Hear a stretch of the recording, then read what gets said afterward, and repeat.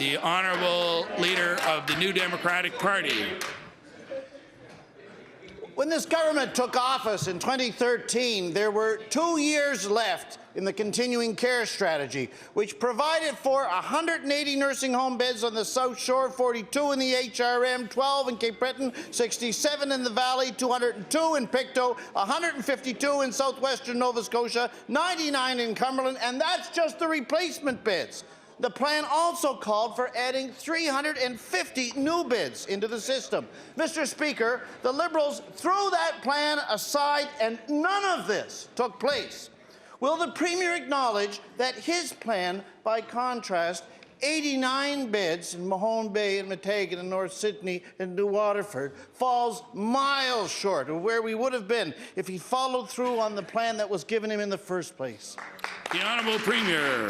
Mr. Speaker, I want to thank the Honourable for the question. As he knows, Mr. Speaker, we've committed to providing 60 beds in both New Waterford, Mr. Speaker, and Northside. Those are all positive signs. He also knows we're working with proponents now when they look at expanding existing ones in Mahone Bay. We're hoping to add beds there as well in the one in Meteghan, Mr. Speaker, where we are looking at ensuring that we have a cultural component to provide long-term care citizens for the Acadian community in our province, continue to support the fine work that's happening by that community. As part of that also will be looking at, is there a way to provide a small auction homes with a culturally sensitive component that will allow the sons and daughters of our Acadian communities to find and get services in the language of their choice.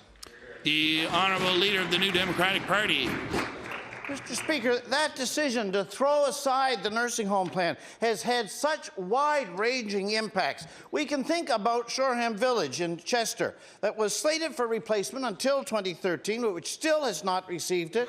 As a result, today the pipes are rotting, water's dripping out of the ceiling into buckets in the hall. The exterior of the building needs serious refurbishment in order to be kept intact. Let me table, Mr. Speaker, some pictures of the situation, just in case there's anybody that has any doubt about it. The situation is one of many that has persisted around the province since the continuing care plan was thrown out 6 years ago, with no commitments made to solve these issues. Let me ask the Premier, why has he put this wonderful facility and others like it at risk by starving them of maintenance and investment?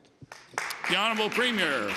Thank you, Mr. Speaker. Mr. Speaker, the Honourable Member will know we continue to invest in long-term care, Mr. Speaker. We know we want to thank the hardworking citizens across our province and continue to provide care for our loved ones and communities from one end of Nova Scotia to the other. We're continuing to work with operators to find ways that we continue to invest in their infrastructure at the same time, potentially providing more services in those particular communities, that we continue to add beds, but also have a way for the proponent to actually earn income based on other ways to rent. And, for example, a family physician could be in one of these facilities, which would allow us to keep the per diem in a way that makes sense for all taxpayers, as well as providing those services in communities. And we're going to continue to find solutions as we continue to work, ensuring not only do we upgrade the current infrastructure around long-term care, but where appropriate, add beds. The Honourable Leader of the New Democratic Party. Mr. Speaker, we should also not overlook the impact of that 2013 decision to throw aside the nursing home plan on alternate level of care patients themselves as they wait months and months for placement. These people pay nursing home rates, but they don't receive the care that a nursing home provides. They live in hospitals which lack the community programs, the recreational programs that every nursing home in Nova Scotia has. Having prepared themselves to move into long-term care, they find themselves living long times in long-term limbo. Does the Premier not recognize that people wouldn't today be having to go through all this if he had stuck with the nursing home plan that he'd been given? The Honourable Premier. Mr. Speaker, the Honourable Member knows, Mr. Speaker, that prior to the New Democratic Party being defeated, Mr. Speaker, in 2013, there was a number of promises and commitments made with no financial ability to pay for that. He would also know, Mr. Speaker, there was a $600 million deficit left there on an annual basis, Mr. Speaker.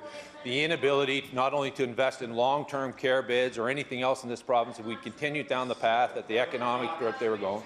So we continue to make those investments. We'll continue to work with our partners, Mr. Speaker, to provide the services that Nova Scotians deserve and want in their communities. And I'm looking forward to seeing the redevelopment that's going to take place in Northside, Mr. Speaker, as well as in New Waterford, and I hope the honourable member will support that.